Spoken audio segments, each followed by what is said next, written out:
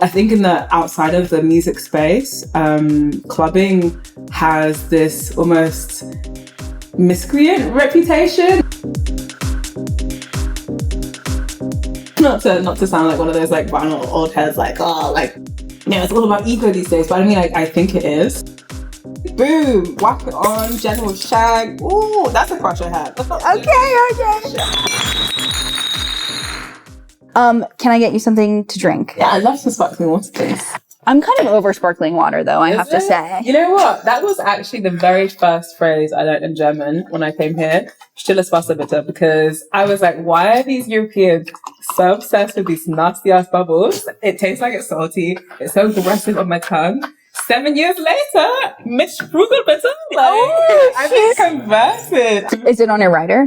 Yes, it is. Okay. Along with mezcal, a grapefruit juice, some fruit, some vegetables, and if I can, a place to nap. A place to nap? You mean like in the backstage area? Yeah, there's a backstage area that I've been to some clubs in Germany where they literally have rooms with beds and sheets, like fresh sheets. And I'm like, because for me, like, I can't, if I'm playing, like, I'm too scared to sleep before because I'm like, I have this like reoccurring nightmare that I'll like wake up with like 400 missed calls from the promoter being like, where are you? You've missed your set. So if I'm sleeping inside the club, all they need to do is knock. And I'm like, all right, I'm ready to go. Nap queen of the international club circuit. At the end of the day, there's nothing, after however many years of doing this, there's nothing better than rest. It's funny to have you like in the after hour setting because I have a feeling that you like do not frequent after hours. You know what? What gives you that impression?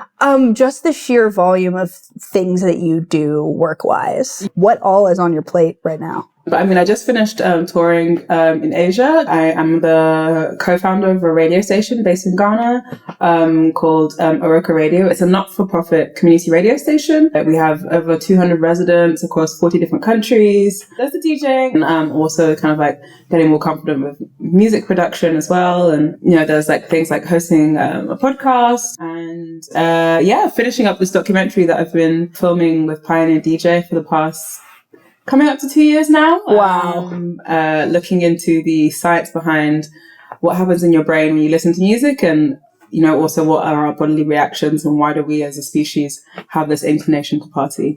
It's amazing to me that people can upkeep their love of partying while also maintaining that kind of productivity. At heart, I'm a party girl, so I love to party, but as I've gotten older, I just realized I like my bed, I like my apartment, I like the sanctity of the space that I've built for myself. Because, I don't know if you've ever been to an after party where you're like, this is taking a little turn into something dark. Maybe it's time for me to bow out, I've been to after hours, which make me question everything in my life. Actually, they were so bad. I mean, clearly you haven't succumbed to the Berlin lifestyle. I'm, first of all, born and raised in London, so there's already a hustler mentality. And then my heritage is Nigerian, which is like double hustler mentality. So like the chillness, the more relaxed state that Berlin provides has kind of been useful for me, can be an incubator for creativity. I think that's why a lot of artists move here because there's a lot less pressure compared to other international creative hubs. I sometimes do get worried.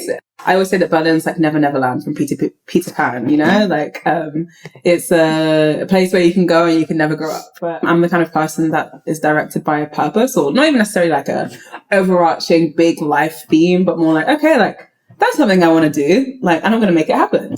I mean, the science behind clubbing. Yeah. I mean, you're probably can barely explain what it is over the course of like a 2-hour documentary, but were you surprised by your finding? The way that our brain reacts to repetition and pattern, just like the level of chemicals that are being released in your brain at some of these big moments in a club experience are essentially opioids, which is, like heroin, and so like this almost affirms that in the sense of what people get from that experience. I think my biggest takeaway is that I think in the outside of the music space, clubbing has this almost miscreant reputation. It's seen as this, these no good clubbers making all this noise and, getting up to no good. But I think that various applications of it and taking it more seriously can have really positive effects, both mental health wise, socially as well.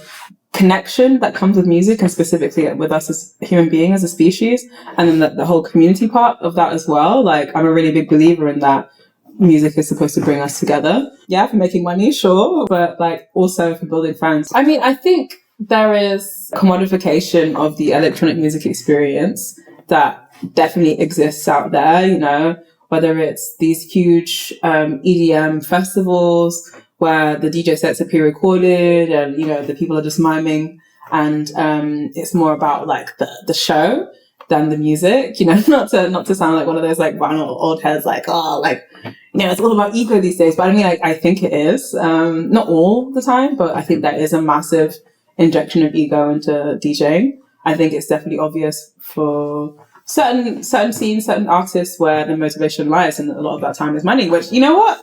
At the end of the day, in this economy, I can't even hate about that. In this economy, in these, with inflationing, I can't even be a hater on that, because, you know, a lot of these people are making far much more money than I am. It's just not my motivation. I'm here for the vibes, you know? Like, I would love to just ask you some would you rather questions. Would you rather have to give up DJing or have to give up all of your radio pursuits?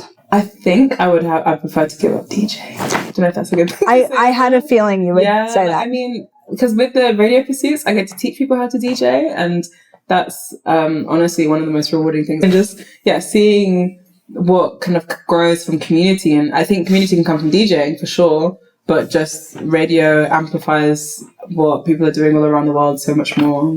Would you rather have to go back to a 9-to-5 job hours wise or tour incessantly? I think I'd go back to a 9-to-5, to be honest. Like, I have to say, like, I have so much respect for all the DJs that do this touring, like, non-stop. But it's not an easy life, you know? Like, it's not... Like, my circadian rhythm, where I never met her, I just sleep when I have. Don't know her. When I have time to.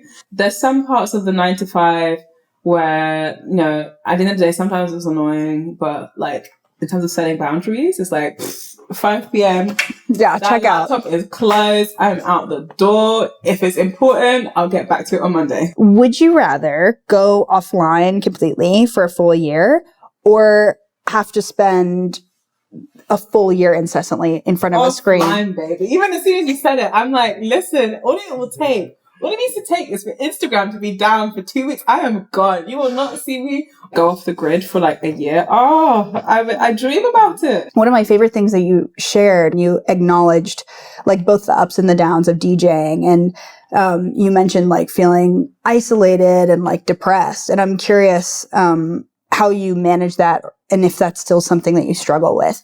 I mean, I'm still trying to figure it out, you know, especially because social media encourages you to post all of your successes, you know, playing out to packed out dance floors, like the big drop moments. And I think that also inadvertently has changed the way that people perceive clubbing. A lot of new people who enter the club space, they expect to see, you know, they expect these moments that they see on social media, you know, that 30 seconds of everyone losing their minds, like waving their hands, whatever. There's almost this expectation of that's what the whole club night is going to be. I fell in love with partying in Berlin because I felt so protected by the no photo, no video policy, you know, and it just really felt like we were able to be free. Yeah.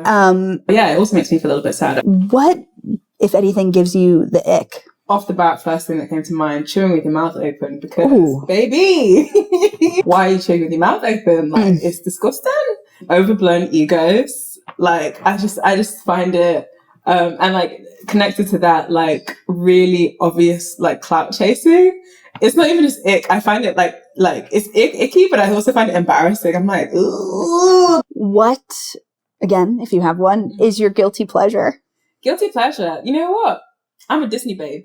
Really? I'm not even guilty about it, because put on the High School Musical soundtrack, 1, 2, or 3. Put on the Mulan soundtrack, Lion King. I make a man out of you. Whoa! Are you kidding me? Let's get down to business. Like, boom, whack it on, General Shag. Ooh, that's a crush I have. Okay. If you had to play a track at this after hour, what would you choose? Ooh. If not something from the Mulan soundtrack. Oh, I need to make a remix of. I was just gonna say, if you drop that in the club. You know what? Like, since it's an afters, I just play jungle. Like, I'm such a big jungle fan, like a breakbeat jungle fan, and I don't get to play it so often. So I probably play Inner City Life by Goldie, because it's such like a dramatic ending, and like, I don't know, I can imagine, even though it's an afters, like the 5 people like melted on their bean bags with their lighters up.